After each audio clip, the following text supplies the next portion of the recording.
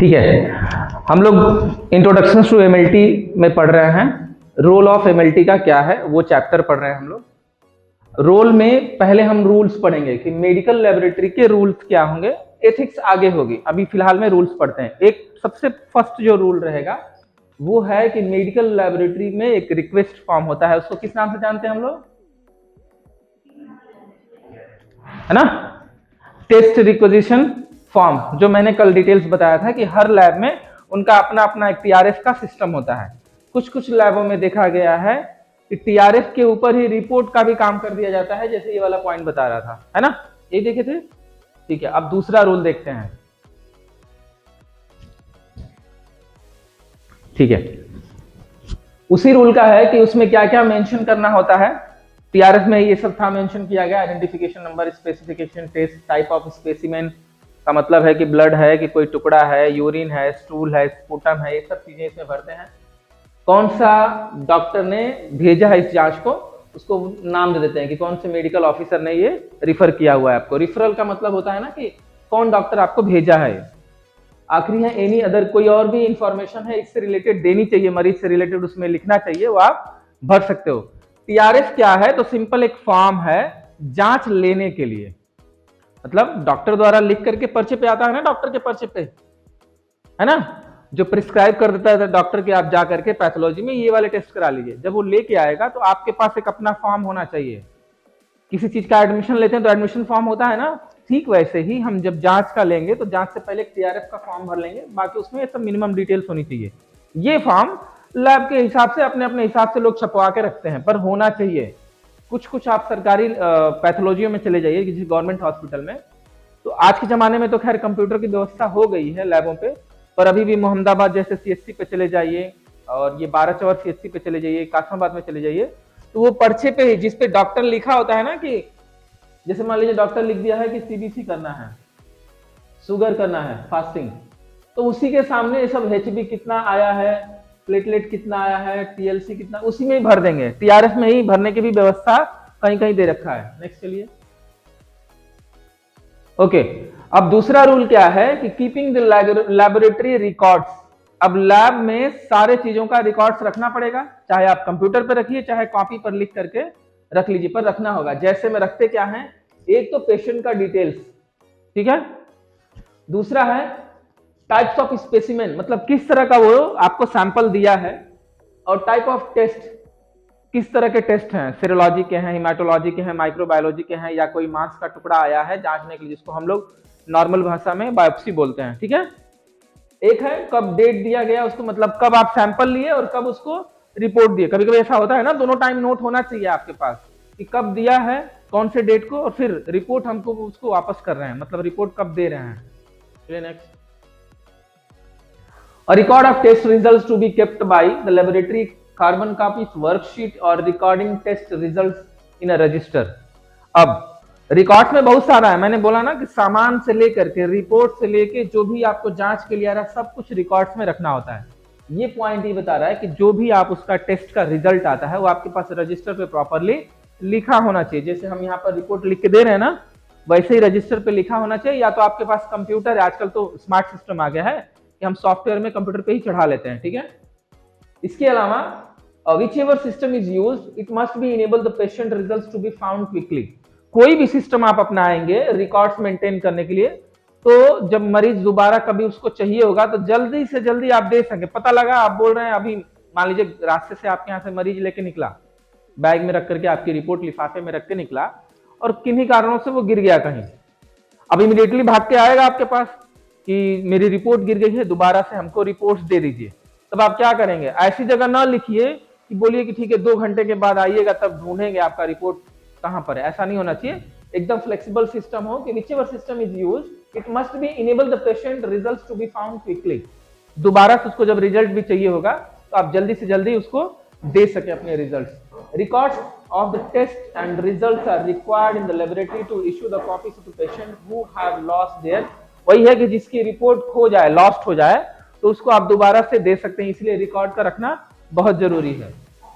Moreover, they are also required when preparing duties report estimating the workload of the laboratory। इसमें ये भी देखा गया कि they are also required when the prepare duty. Preparing duty का मतलब है कभी कभी क्या होता है कि रिकॉर्ड्स आप रखे हैं, तो जैसे मेरी शिफ्ट रात से रही है, रात में मान लेते हैं 8 बजे से सुबह 8 बजे तक है, 12 घंटे की ड्यूटी। अब 8 बजे के बाद जो अगला चार्ज लेगा तो उसके पास हम जब रिकॉर्ड करके रखेंगे तभी तो उसको दिखेगा, नहीं तो वो बोलेगा कि भाई अब आप रात में आइएगा और रात वाले ही पता नहीं कहाँ रखे गए। तो ऐसा नहीं सिस्टम होना चाहिए। सिस्टम ऐसा हो कि जब कभी भी ऐसी कोई बात भी हो तो हमारे पास मिल जाए। Delivery of the laboratory result, ये है रिपोर्ट देने की बात है। जब आप जांच लगा लेते हो, सैंपल ले लिए, जांच लगा दिए, आप मरीज को जब रिपोर्ट देने जाए तो उसका एक सिस्टम है। इस पे laboratory staff should be provide much relevant information as possible as assist to those requesting test. का मतलब है कि लैबोरेटरी के जो भी स्टाफ हैं या लैब के जो भी इंचार्ज हैं, वो जो रिपोर्ट देंगे कोशिश करिए कि बढ़िया से बढ़िया दे सकें और वो इंफॉर्मेशन ज्यादा से ज्यादा दे सकें जो भी मांगा गया है। ठीक है, मतलब सही जांच का सही रिजल्ट कम से कम आप उसको दे सकें जितनी उसको चाहिए। कभी कभी क्या होता है ना, डॉक्टर 10 जांचें लिख दिया है, हमको 9 ही हमारे यहाँ होता है, 10वां होता ही नहीं है, 10th वाला होता ही नहीं है। अब हम मरीज को बताया नहीं है, हमने केवल 9 का टेस्ट किया, तो ऐसा नहीं करना होता है। आप उनको बता दीजिए कि मेरी छोटी लैब है, ये 9 तक टेस्ट करेंगे, 10वां है जो बाहर जाएगा ये 2 दिन के बाद आकर के ले जाइएगा। मतलब ये चीजें होनी चाहिए। टीआरएस के समय जब टीआरएफ भरते हैं ना, उस वक्त डिसाइड करके उसको बता देना होता है मरीज को। तो वो यही कह रहा है कि laboratory staff should be provide as much relevant information as possible to assist those requesting test. जो टेस्ट रिक्वेस्ट किया गया है कोशिश कीजिए कि उसको उतना ही रिजल्ट आप दे दें और सही रिजल्ट दें। दूसरा है standardizations in the representations of the reports and use the unit of importance because it helps in the interpretations and comparison of the result contribution of the efficiency of the laboratory services and is of a great value when patients are referred from one health unit to hospital or another। इतना बड़ा point है ना। इसका मतलब यही है कि जो भी रिपोर्टिंग करने का सिस्टम होता है वो एक स्टैंडर्ड होना चाहिए। स्टैंडर्ड का मतलब है कि अब हीमोग्लोबिन, नॉर्मली लोग ना हीमोग्लोबिन ये तो हम जानते हैं, है ना। लैब के भाषा में हम केवल एचबी लिख देंगे तो चल जाएगा ना, क्योंकि हम तो मेडिकल बैकग्राउंड से हैं, तो हमको पता है कि हीमोग्लोबिन चाहे आप ऐसे लिख दीजिए चाहे ऐसे लिख दीजिए, है ना, तो चल जाएगा। लेकिन स्टैंडर्ड ये जो मेंशन किया है ना कि स्टैंडर्डाइजेशन का प्रेजेंटेशन होना चाहिए, मतलब एक जो आपका जो रिपोर्ट बनाने का जो देने का है तरीका है वो स्टैंडर्ड तरीके से होना चाहिए। यानी कि आप कभी भी क्या लिखेंगे, ये बड़ा में लिखेंगे। सीबीसी है तो केवल शॉर्टकट में आप सीबीसी नहीं लिखेंगे, कंप्लीट ब्लड काउंट ब्रैकेट में आप सीबीसी लिख सकते हो, लेकिन आपको फुल फॉर्म में लिखना है। स्टैंडर्ड वही है, का मतलब है कि उसको कोई भी व्यक्ति पढ़ सके ऐसा हो। यानी कि जो सब जगह जिस मेथड में चलता है उसी मेथड में आपको भी तैयार करना है। तो जब सब जगह एक मेथड बनाया गया उसी को हम लोग क्या बोलते हैं, स्टैंडर्ड का तरीका है। कि रिपोर्ट के प्रेजेंटेशन का जो तरीका होना चाहिए वो स्टैंडर्ड फॉर्मेट में होना चाहिए, जिससे कि पेशेंट भी चीजों को समझ सके। और हॉस्पिटल टू हॉस्पिटल जब हम जाते हैं, जैसे मान लीजिए डॉक्टर ए ने आपके पैथोलॉजी में भेजा जांच करने के लिए। अब ये जब रिपोर्ट लेके आया तो ये तो समझ गया, क्योंकि ये आपको जानता है कि आप क्या लिखते हो कैसे लिखते हो। नॉर्मली ऐसा होता है, कभी कभी हम कुछ डॉक्टर्स के जो है कि सिस्टम को जान जाते हैं।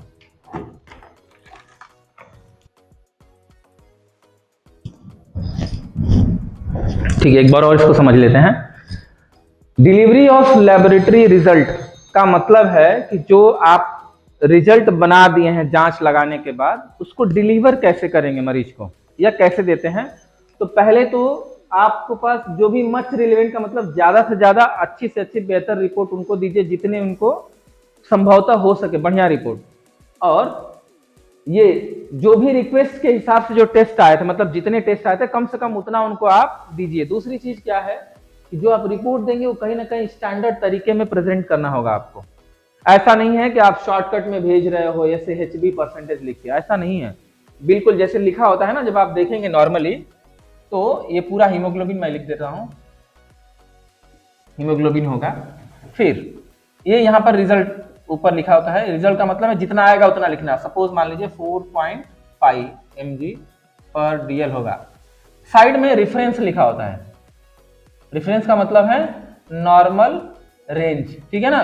तो कहीं 13 से लेके 17 मेल का होगा, है ना, 13 से लेके 16 या 15, अलग अलग होता है, अलग अलग तरीका है सबका।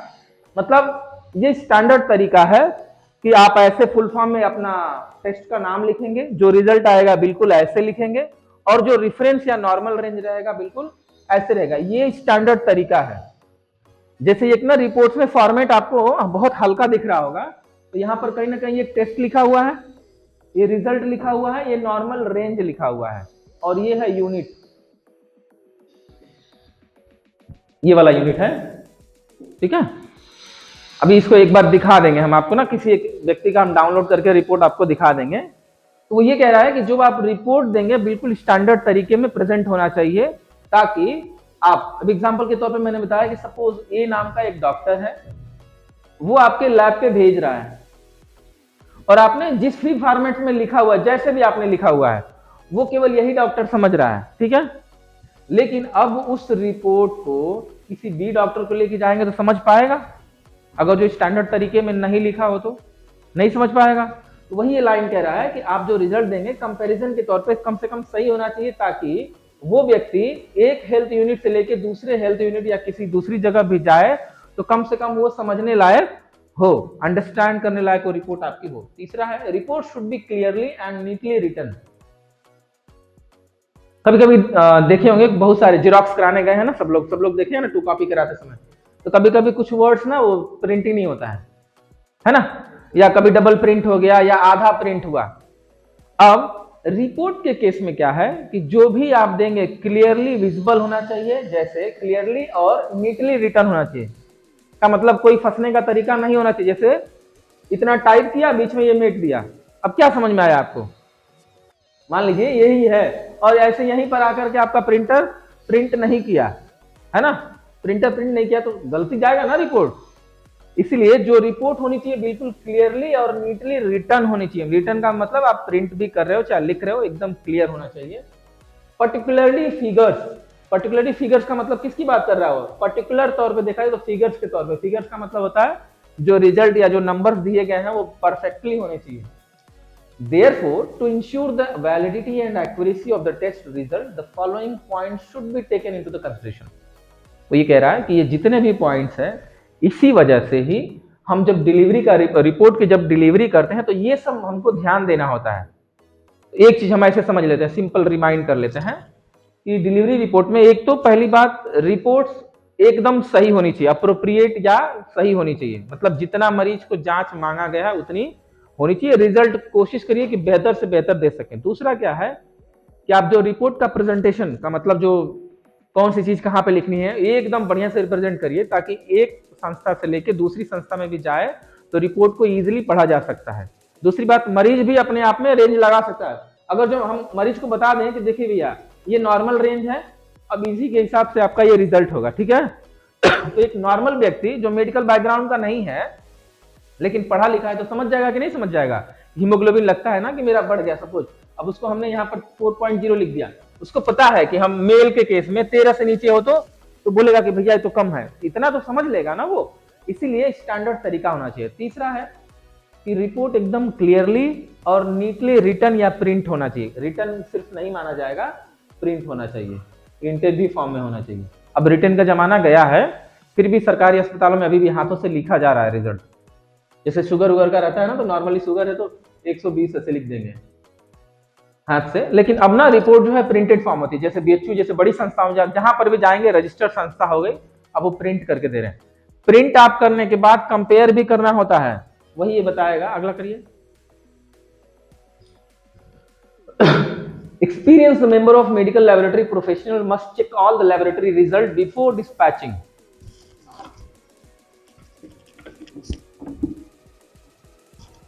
ये वही पॉइंट जो अभी बता रहा हूं। Experienced member of the medical laboratory professional must check all the laboratory result before dispatching them to the respective department और यूनिट। वो ये कह रहा है कि जब आप लिख लोगे, प्रिंट कर लोगे, सब कुछ रिपोर्ट कर लेंगे, तो एक बार दोबारा से चेक करना होता है कि जो आपने रिपोर्ट पे अब मेंशन किया है वो सही है कि नहीं। तो ये कब होगा? जब आप रिपोर्ट देने से पहले, बिफोर डिस्पैचिंग का मतलब रिपोर्ट भेजने से पहले या देने से पहले ही आप चेक कर लेंगे बेसिकली एक्सपीरियंस पर्सन ही चेक करेगा। एक्सपीरियंस पर्सन का मतलब है जो अनुभवी व्यक्ति है ना। दूसरा है any unexpected result should be investigated and repeated if necessary. कोई अनएक्सपेक्टेड रिजल्ट आ जाए, जैसे हीमोग्लोबिन किसी का 3 आ जाए, बहुत कम है ना नॉर्मल रेंज से, अब वो अनएक्सपेक्टेड था, मतलब आप मरीज का खून निकालें तो आपको पता है, या आपने वो प्रोसेस किया होगा, जांच लगा तो आपको लग ही जाता है ना, नॉर्मली ट्यूब देख के, ट्यूब का कलर में ब्लड का फ्लो देख करके लग जाता है कि 3 ही था या कम था, या मरीज को आपने फेस किया है तो भी। तो अनएक्सपेक्टेड कोई रिजल्ट आए तो प्लीज उसको या तो रिपीट कर लीजिए, दोबारा री इन्वेस्टिगेट कर लीजिए, है ना, कि कहीं मशीन में गड़बड़ी तो नहीं हुआ, है ना, या जो जांच लगाया है वो हो सकता है वो ध्यान ना दिया हो इस बात को, या हो सकता है ये 13.0 हो। आप समझ रहे हैं मेरी बात? तो कहीं भी ये गड़बड़ी हो सकती है, तो आप क्रॉस चेक कर लेंगे, नहीं होगा, जरूरत होगी तो आप टेस्ट को रिपीट कर लेंगे। इफ नेसेसरी लिखा है, इफ नेसेसरी का मतलब है अगर जरूरत पड़े तो आप रिपीट कर सकते हो या दोबारा से री इन्वेस्टिगेट कर सकते हो। इफ पॉसिबल रेफरेंसेस वैल्यू या normal range should be included in the report. अगर जो पॉसिबल है, बहुत सारी ऐसे जांचों का नॉर्मल रेंज नहीं होता है, जैसे एचआईवी, एचआईवी में अगर जो पॉजिटिव है तो पॉजिटिव बोलते हैं, या निगेटिव है तो निगेटिव बोलते हैं। अब इसका नॉर्मल रेंज हम क्या लिखेंगे? नॉर्मली नॉर्मल रेंज का मतलब निगेटिव ही होता है। ये क्वालिटी टेस्ट है, क्वालिटी का मतलब है सिर्फ पॉजिटिव या निगेटिव बताता है। एक क्वांटिटी भी आता है, डीएनए लेवल पे टेस्ट करते हैं हम लोग एंटीजन एंटीबॉडीज का। तो अब ऐसे केसेस में नॉर्मल रेंज हम नहीं लिख सकते हैं, लेकिन वो लिख रहा है कि मैक्सिमम जांचों का नॉर्मल रेंज होता है, तो पॉसिबल है तो आप लिख दिया करिए, ठीक है। ये रेफरेंस वैल्यू या नॉर्मल रेंज दोनों एक ही है, ध्यान दीजिएगा, मैं वही बता रहा था आपको लिख करके। यहाँ पर लिखा था कि रेफरेंस वैल्यू और ब्रैकेट में नॉर्मल वैल्यू मैंने लिखा था, तो दोनों चीज एक ही है। अलग अलग पैथोलॉजी इसको अलग अलग टर्म से जानते हैं, तो कोई भी एक रहेगा चल जाएगा। अब ये बहुत मोस्ट इंपॉर्टेंट है, तो पहले एक बार रिकैप कर लेते हैं लास्ट वाले सारे पॉइंट्स। ओके, रूल में पहला रूल क्या था? पहला रूल क्या था? पढ़े थे हम लोग, क्या था बताइए? पहला रूल क्या था? हाँ, देख के कैसे बताएंगे आप? जस्ट अभी हम लोग रिवाइज किए हैं उसको। हाँ, टीआरएस को लेकर के था, है ना। टीआरएस में मिनिमम डिटेल्स क्या क्या कैसे होनी चाहिए? पेशेंट का नाम, है ना, एज, ठीक है, मेल फीमेल जो भी है, एड्रेस, मोबाइल नंबर, और क्या टेस्ट होगा, है ना, टेस्ट का डिस्क्रिप्शन। हाँ ठीक है, मैं मिनिमम मैं बता रहा हूं, ऐसे तो बहुत सारा जब टीआरएफ उठा देंगे। मिनिमम जानकारी, कौन से टेस्ट होंगे, कौन से टाइप का स्पेसिमेन है, यही था ना सब, वो सब मेंशन करना होता है। और दूसरा में क्या था? दूसरा रूल क्या था? एक तो टीआरएफ वाला सिस्टम पूरा दिया था, दूसरा क्या था? देख के बताइए, बैक करिए। आप लोग ना ऐसे स्टक हो जा रहे हैं। रुकिए रुकिए। दूसरा क्या था? रिकॉर्ड्स को लेके था। तीसरा क्या है?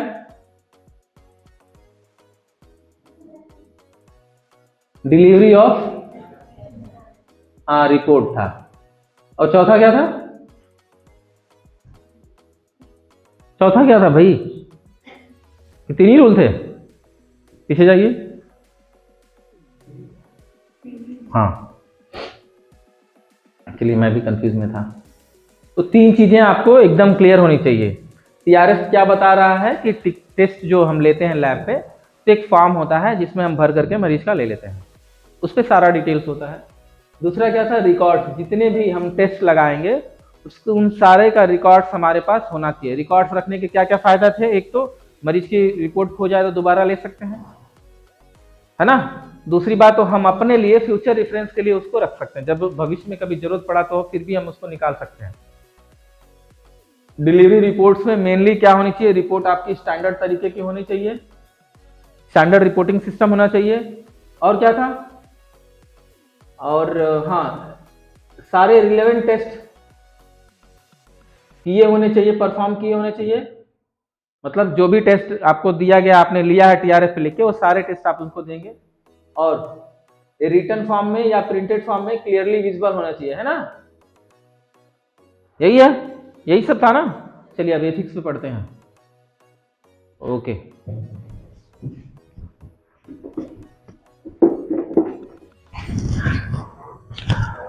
Professional code of conduct and ethics. Code of conduct का मतलब होता है ना, कुछ नियम बनाए गए होंगे, उस नियम का पालन करना। या आपको लगता है कि जैसे कोड ऑफ कंडक्ट का मतलब मैं बता देता हूं कि ये क्या है और ये क्या है। कोड ऑफ कंडक्ट सिंपल बता देते हैं कि मान लीजिए एक प्रेग्नेंट वोमेन है, ठीक है, प्रेग्नेंट वोमेन है, पर इसके फादर कंफर्म नहीं हो पा रहा है। आप ठीक है ना, मैं एक बस केस बता रहा हूं आपको। तो अब जो भी इसका एक्चुअल में जो मैरिड फादर है, मतलब इससे इसका जो हस्बैंड होगा, वो ये कह रहा है कि हम, मेरा बच्चा नहीं है ये। लेकिन अब वो क्या करेगा, लैब में जाएगा, ठीक है। लैब में जाने के बाद वो ये बोलेगा कि मुझे इस बच्चे का टेस्ट कराना है, डीएनए टेस्ट, है ना। तभी तो पता लगेगा कि एक्चुअल में उसके फादर कौन है। तो अब जब लैब में जाएगा तो अभी भी बच्चा किसके कोख में, इनके पास ही है, अभी फीटस के रूप में मदर के ओम में ही है, ठीक है। लेकिन अब आपके पास लैब के पास आ गया तो आप झट से थोड़ी नहीं सैंपल ले लेंगे, रूल्स आप देखेंगे कि अगर जो ऐसी केस आए तो हमको क्या करना है। तो जो वो रूल की कॉपी या रूल की जो बुक होगी या जो मैनुअल होगा या जो सिस्टम बना के रखा गया है लैबों के लिए, उसी को ही हम लोग बोलते हैं कोड ऑफ कंडक्ट। का मतलब धाराएं, नॉर्मली कानून में धाराएं होती हैं, इसमें कोड ऑफ कंडक्ट में इस सिस्टम बताता है कि अब कोड ऑफ कंडक्ट क्या बताता है इस केस में, कि पोस्ट डिलीवरी के 3 से 6 महीने के बाद ही बच्चे का टेस्ट किया जाएगा, डीएनए ऊपर से एक प्रॉपरली कोर्ट से ऑर्डर आएगा तब किया जाएगा। ये कोड ऑफ कंडक्ट है, मतलब किसी चीज को कैसे प्रोसेस किया जाए वो एक लिखा होगा या गाइडलाइन होगी, उसी को हम लोग कोड ऑफ कंडक्ट कहते हैं। सबको क्लियर है इस पे? ये बस मैंने एक एग्जांपल बताया ताकि आपको चीजें याद रहें कि कोड ऑफ कंडक्ट का मतलब क्या होता है।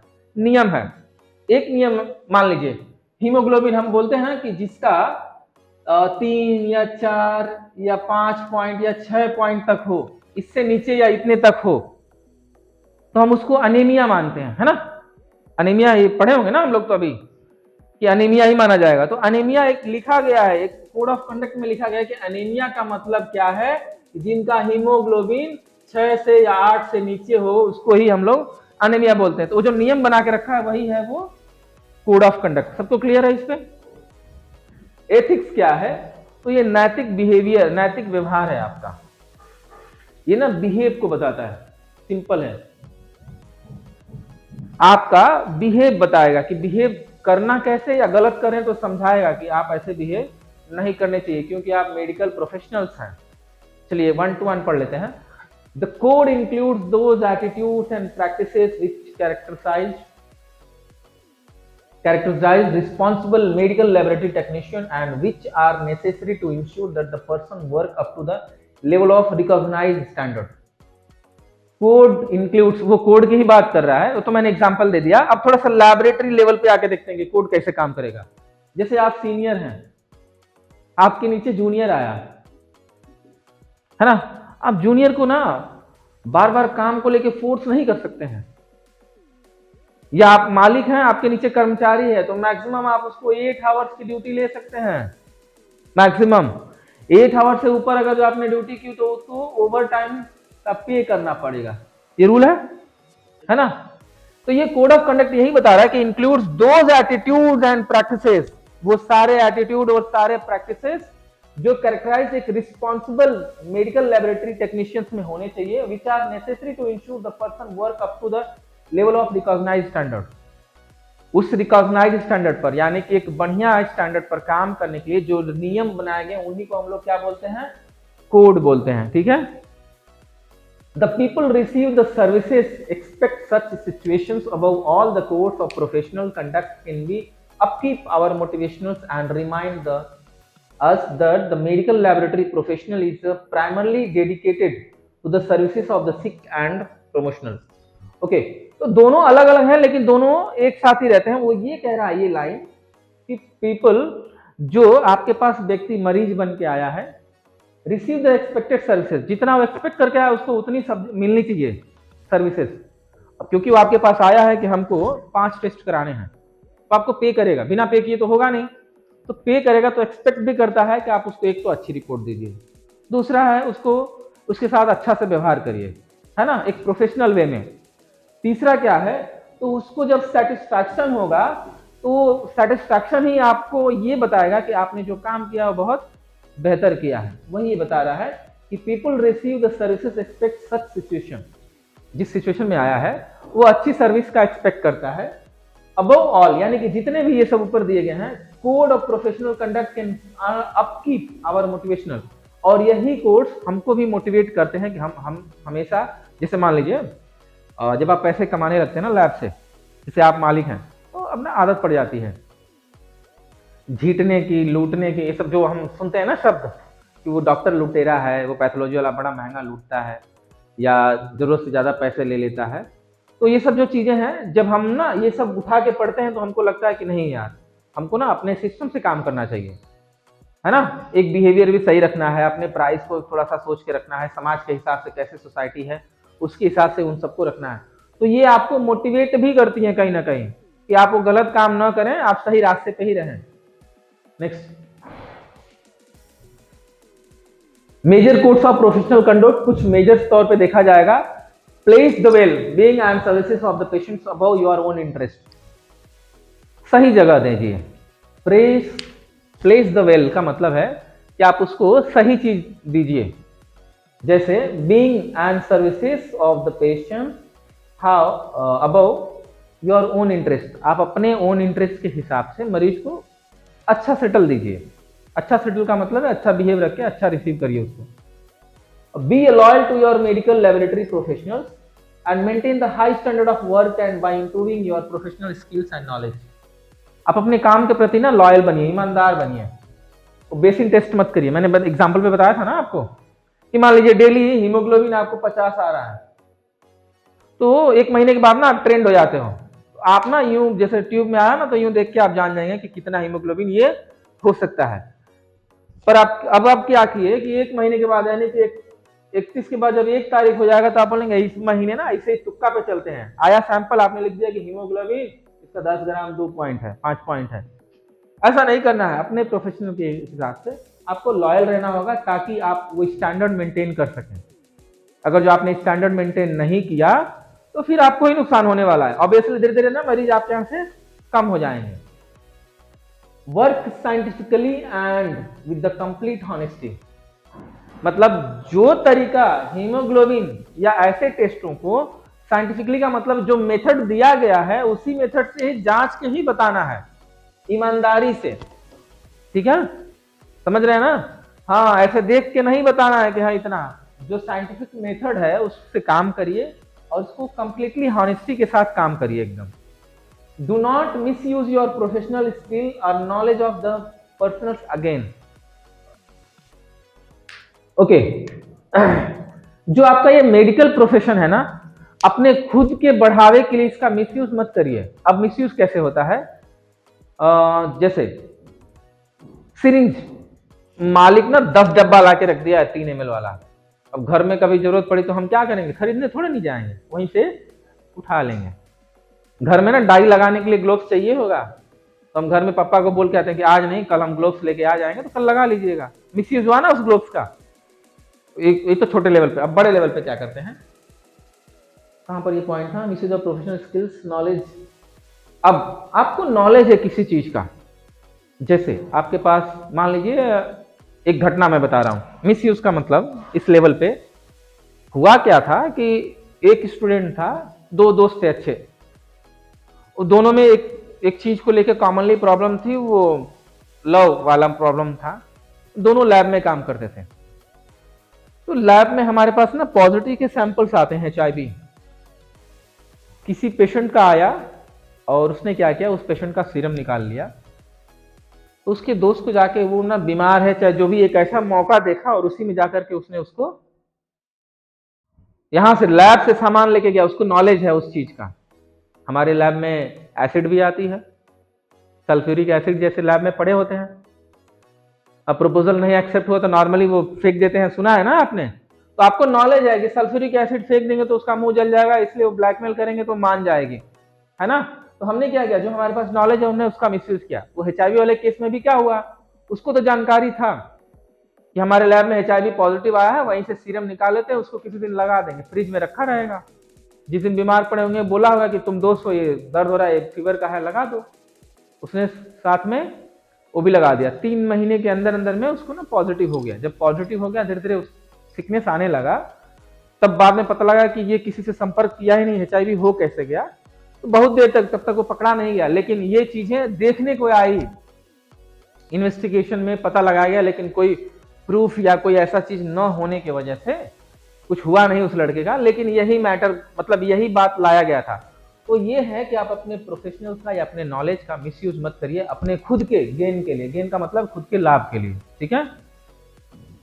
Never take anything from your place of work that does not belongs to you. अपने लैब से कोई भी सामान लेके नहीं जाएंगे जो आपका नहीं है। Does not belongs to you मतलब आपका नहीं है फिर भी आप लेके जा रहे हो, तो ऐसा नहीं करना। लेके चले जाते हैं यहाँ से, कोई शुगर का मशीन लेके चला गया है, हाँ हाँ। Do not disclose the patient, और ये लास्ट है, सुन लीजिए। Do not disclose to patient और any unauthorised person the result of your investigation. आप पेशेंट को डायरेक्टली उसका रिजल्ट नहीं बता सकते अगर जो अनएक्सपेक्टेड आया है। तो किसी को HIV है, टेस्ट करा के गया है, तो जैसे यार धड़ से नहीं बोलना है कि आपको तो HIV है, ऐसा नहीं बोलना है, ठीक है। ठीक है, ये रिपोर्ट है, रिपोर्ट में है थोड़ा बहुत, डॉक्टर को दिखा लीजिएगा जिन्होंने भेजा है आपको, है ना, जिस डॉक्टर ने भेजा है। या आपको किसी डॉक्टर ने भेज दिया है मरीज को आपके पास, तो आप पूरा बैठ के आप खुद डॉक्टर बन गए हैं, देखो तुम्हारे रिपोर्ट में ये चीज आया है। वो डॉक्टर को जाके बोलेगा कि डॉक्टर साहब देखिए तो इस रिपोर्ट में क्या है, और डॉक्टर ने थोड़ा भी अलग बोला तो जानते हैं क्या बोलेगा, वो लैब वाला तो इतना परेशानी बता रहा था, आप कह रहे हैं इतना ही है।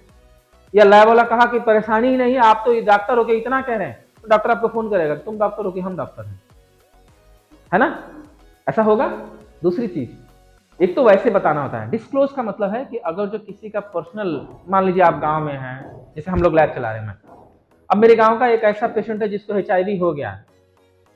होता है ना कि HIV के लोगों को एक अलग नजरिए से देखा जाता है समाज में, ये कुछ गलत किया होगा इसलिए इसको HIV हो रखा है। तो अब उस आदमी को ना, आदमी समाज में ना लोग दरकिनार कर देते हैं।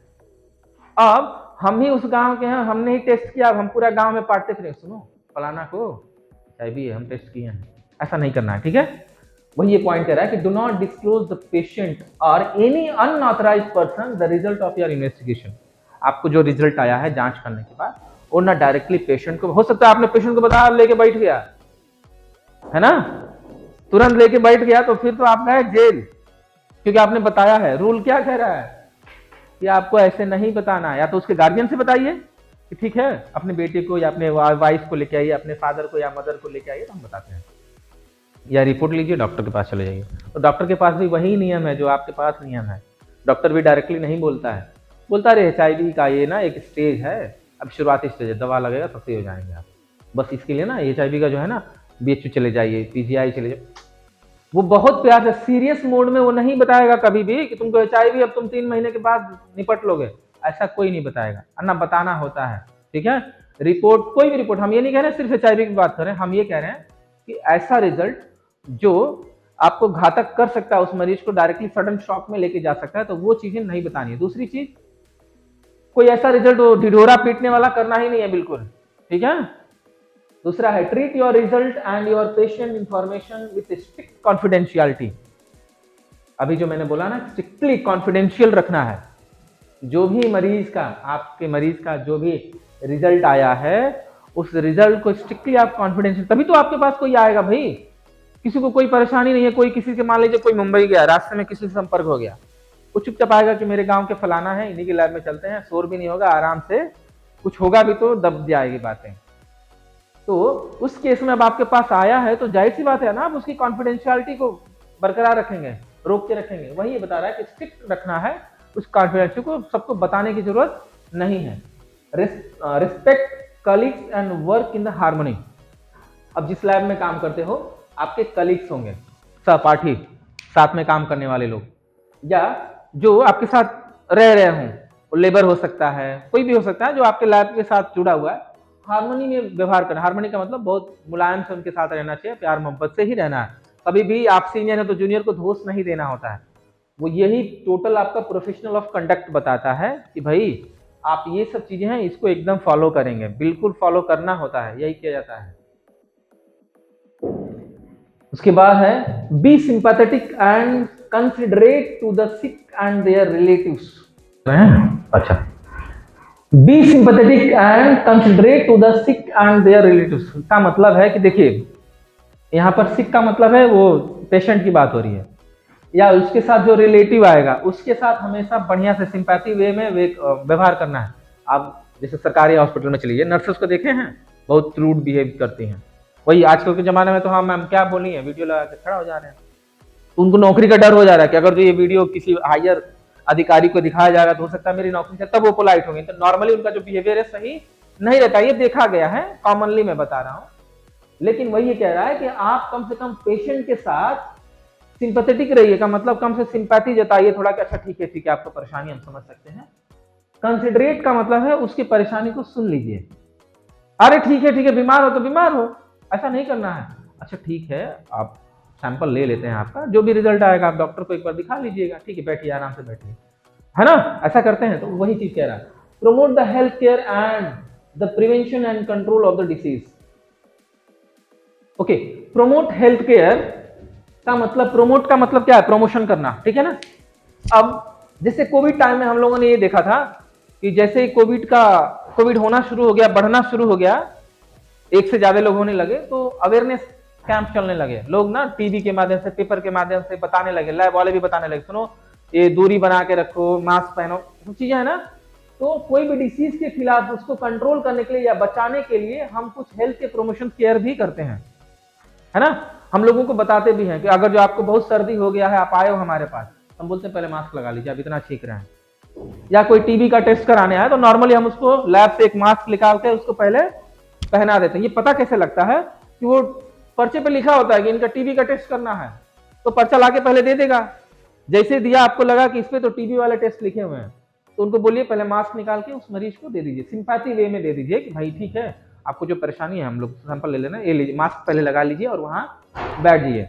उसके बाद आप पीआरएफ भरिए, पीआरएफ भरने के बाद उनको बिल बताइए, बिल बताने के बाद सैंपल ले लीजिए। तो वो यही कह रहा है कि हेल्थ केयर से रिलेटेड हम प्रिवेंशन और कंट्रोल का भी काम करते हैं प्रमोशन करके। प्रमोशन का मतलब है सिंपल, लोगों को जागरूक करने का मतलब है, ठीक है। Follow the safety precautions and know how to apply the first aid. जितने भी सेफ्टी के प्रिकॉशन, सावधानियां हैं सेफ्टी को लेकर, सब आप फॉलो करेंगे। और फर्स्ट एड कैसे अप्लाई करना चाहिए आपको पता होना चाहिए। क्या हम लोगों को पता है कि फायर एक्सटिंग्विशर कैसे चलाते हैं? भले ही रखा हुआ है, कभी आग लग जाएगी तो कोई नहीं जला पाएगा, तो फिर आग बुझेगी कैसे? तो ट्रेनिंग देना चाहिए, क्योंकि लैब में सेफ्टी के लिए है ना वो, तो उसकी जानकारी आपको होनी चाहिए। दूसरा है, डू नॉट कंज्यूम अल्कोहल और any other abusive substance during the working hours when on emergency stand by. कभी भी आप अल्कोहल या ऐसी चीजों का सेवन नहीं करेंगे, चाहे घर पे रहें तब या ड्यूटी पे रहें तब। अब बता रहे हैं कि ऐसा क्यों है। जैसे मान लीजिए आपकी ड्यूटी का शिफ्ट है रात में 8 PM से लेकर के 8 AM तक है, ठीक है। आप सुबह चले जाएंगे तो सोचेंगे आप चल के आज ना एंजॉय करेंगे, ठीक है। और पता लगा कि आप ही के एरिया में कोई बिल्डिंग थी जो गिर गई, इसमें 100-200 लोग जो है कि घायल हो गए। अब उनको हॉस्पिटल लाया जाएगा। अब इस बीच में 8 AM से लेके मान लेते हैं कि 4 PM तक, 4 PM तक जो अगली शिफ्ट होगी, इसमें है लोग, मान लीजिए 10 मेंबर हैं, लेकिन जब एक बिल्डिंग गिरेगी तो लोड बढ़ेगा, तो क्या करेंगे? इनको बुलाएंगे, जो रात में ड्यूटी करके जाके सो रहा है ना, इसको इधर बुला देंगे। अब वो क्या है, पी के सो रहा है, आके काम कर पाएगा? तो वही ये बता रहा है कि डू नॉट कंज्यूम अल्कोहल और एनी अदर अब्यूसिव, कोई भी ऐसा उससे रिलेटेड चीजें मत कंज्यूम करिए। सबसे से ड्यूरिंग द वर्किंग आवर्स और when on emergency stand by. Emergency stand by का मतलब है कि बोला जाता है कि आज ना हमारे पास 6 स्टाफ ही हैं, 4 लोग छुट्टी पे हैं 10 के बजाय दिन में, तो हो सकता है आपको बुलाया जा सके और आप चढ़ा के सो रहे हैं। ऐसा नहीं होना चाहिए, बिल्कुल फॉलो करना चाहिए। और काम के दौरान तो ये सब कुछ भी नहीं करना है। Use equipment and laboratory wares correctly and with care. Lab में ना बहुत सामान है, फोर्सेस, सबसे आसान इंस्ट्रूमेंट जो हाथों में रहता है, हम ना ले करके फोर्सेप के ऊपर हैंडल होता है, उसको ना यूं फिगरिंग करते रहते हैं, फिंगरिंग। बहुत लोग दे लेते हैं, ट्यूब ले लेंगे, यूं ट्यूब से नचाते हुए खेलेंगे, है ना। ऐसे स्लाइड है, स्लाइड आप ले लिए हैं, लेके हाथ में लेके बैठे हैं ऐसे। कभी कभी ऐसा लगता है कि आप घर जाइए तो पता लगता है कि जेब में तो ट्यूब लेके आ गए हैं, ऐसा होता है कभी।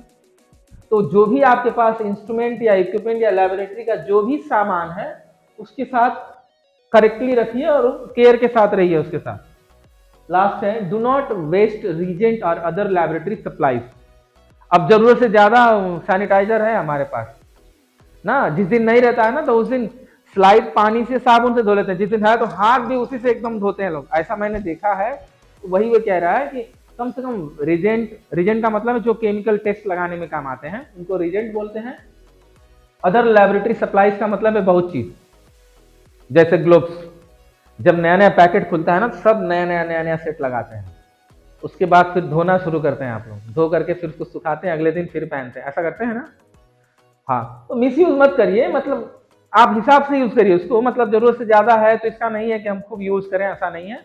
हर एक चीज हिसाब से यूज करिए। अगर जो आप मालिक होते तो आप उसको क्या करते हैं, यूज करते और लगते कि फटा नहीं है तो फिर एक बार उसको धुल करके तुरंत वहीं पर उल्टा लटका के चले आते, ताकि कल जब आप आए तो सूखा हुआ मिले और फिर आप उस पर काम कर ले। तो ऐसा होता है। देखिए अगला है क्या कुछ, हाँ बस इतना ही है। तो बेसिकली हम लोगों ने इसमें पढ़ा है कि रोल्स क्या है, रिस्पॉन्सिबिलिटी क्या है एक लैब टेक्नीशियन का। इसके अलावा पॉलिसीज भी हम लोग पढ़े, ठीक है ना। पॉलिसीज का मतलब कोड ऑफ कंडक्ट, और एथिक्स भी हम लोग पढ़े हैं, ठीक है। सबको क्लियर है पूरे चैप्टर पे। हाँ, रूल्स में क्या क्या था, हाँ टीआरएस फॉर्म से लेकर के, स्टोरेज से लेकर के और रिपोर्टिंग करने तक था, डिलीवरी तक। उसके बाद कोड ऑफ कंडक्ट में हम ये पढ़े थे कि प्रोफेशनली हम लोगों को बिहेव करना है, और एक जिस व्यक्ति का एथिक्स परफॉर्मेंस दिखाता है